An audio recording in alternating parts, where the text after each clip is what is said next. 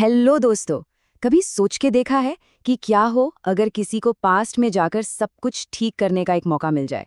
तो आज हम ऐसी ही एक कमाल की कहानी सुनाने जा रहे हैं जिसका नाम है rewind successful a system assisted past. कहानी शुरू होते ही हमें मिलवाते हैं अपने हीरो से, जो एक बहुत ही गहरे सवाल से जूझ रहा है। मुझे एक दूसरा मौका तो मिल गया, पर क्या मैं इसके लायक भी हूँ? ये एक ऐसा सवाल है जो शायद किसी के भी मन में आ सकता है ना? तो चलिए शुरू करते हैं पहले चैप्टर से, अ सेकेंड चांस। मतलब सब कुछ खत्म हो जाने के बाद अचानक से आंख खुलना। सुनने में ही कितना अजीब और इम्पॉसिबल सा लगता है। हमारा मेन कैरेक्टर आरव जैसे ही आंखें खोलता है, उसके दिमाग में सबसे पहला ख्याल यही आता है, मैं जिंदा हूं, लेकिन मैं तो मर गया था। मुझे अभी भी वो दर्द, वो ठंड, वो अंधेरा सब याद है। उसका कन्फ्यूजन और डर साफ महसूस किया जा सकता है। और ये जो बदलाव है वो तो और भी शॉकिंग है। एक तरफ वो आदमी जिसे वो याद करता है, जिसके जिस्म पर चोट और निशान थे, और दूसरी तरफ वो 13 साल का लड़का बन चुका है, जिसके हाथ छोटे हैं और चेहरा बिल्कुल साफ। सोच के देखिए, दिमाग एक ऐसे इंसान का जिसे सब कुछ पता है, लेकिन शरीर एक बच्चे का। और वो है कहाँ? अपने बचपन के कमरे में। वो जगह जो वक्त में कहीं ठहर सी गई है। दीवारों पर सुपर हीरो के पोस्टर्स, कुर्सी पर रखा स्कूल बैग, हर चीज बिल्कुल वैसी की वैसी है। एकदम टाइम कैप्सूल जैसा, जिसमें सफर करने वाला वो अकेला है। तो ठीक है, वो पास्ट में है, पर बात इतनी सिंपल नहीं है। इसके साथ है यादों का एक बहुत भारी बोझ, और एक ऐसा मौका जो उसे ब्लेसिंग से ज्यादा एक श्राप जैसा लग रहा है। और तभी उसे एकदम से रियलाइज होता है। उसे पता चलता है कि ये कौन सा साल है। ये वो साल है जब मीरा जिंदा थी, उससे पहले की सब कुछ गलत हो गया। और बस इस एक थॉट के साथ इस दूसरे मौके का मतलब ही बदल जाता है। लेकिन ये कोई खुशी का पल नहीं है, बिल्कुल नहीं। ये दिल तोड़ देने वाला है। एक आंसू उसके गाल पर आ जाता है, क्योंकि ये मौका उसके लिए कोई गिफ्ट नहीं है, ये एक सजा है।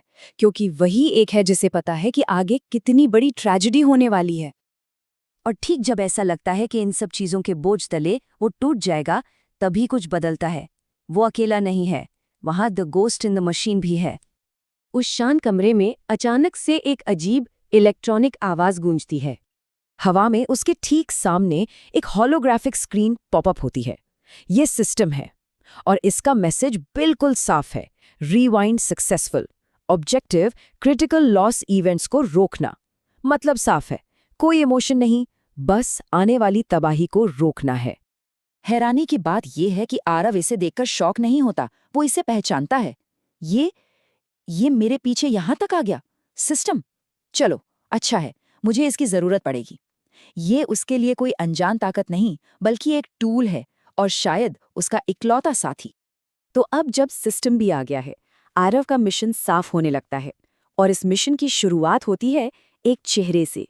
एक ऐसा चेहरा जो बीते कल से है, और इस पूरी इम्पॉसिबल जर्नी की वजह भी। तभी बाहर से एक आवाज आती है, एक ऐसी आवाज जो उसने सालों से नहीं सुनी थी, जो उसका दिल चीर देती है। आरव, ओए स्लीपी हेड, जल्दी आ, हमें देर हो जाएगी। ये मीरा है, जिंदा है। एक तरफ मीरा की वो खुशी भरी आवाज, और दूसरी तरफ आरव का दिल जो एकदम भारी है। वो बस सोच पाता है, मीरा, इतने सालों बाद मैं तुम्हें फिर से देख रहा हूं।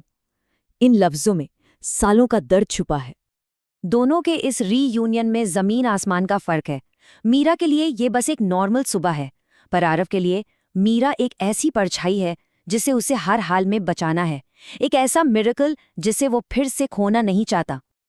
और इस पूरे इमोशनल मोमेंट के बीच सिस्टम बीच में आ जाता है। अलर्ट आता है, emotional trigger, Meera Kapoor, heart rate बढ़ गया है, और निर्देश, अपने इमोशंस को कंट्रोल में रखो। सोच के देखिए, एक तरफ दिल और दूसरी तरफ सिस्टम का लॉजिक। और बस यहां से शॉक की जगह उसके अंदर एक डिटर्मिनेशन आ जाती है। मिशन शुरू हो चुका है।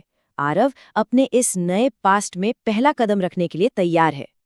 जब मीरा उससे पूछती है कि क्या वो ठीक है, तो बाहर से तो वो झूठ बोल देता है, पर अंदर ही अंदर वो एक कसम खाता है, नहीं, कुछ भी ठीक नहीं है, अभी नहीं, लेकिन मैं सब ठीक कर दूंगा।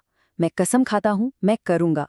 यही वो मोमेंट है जब वो इस सफ़र को सच में एक्सेप्ट करता है।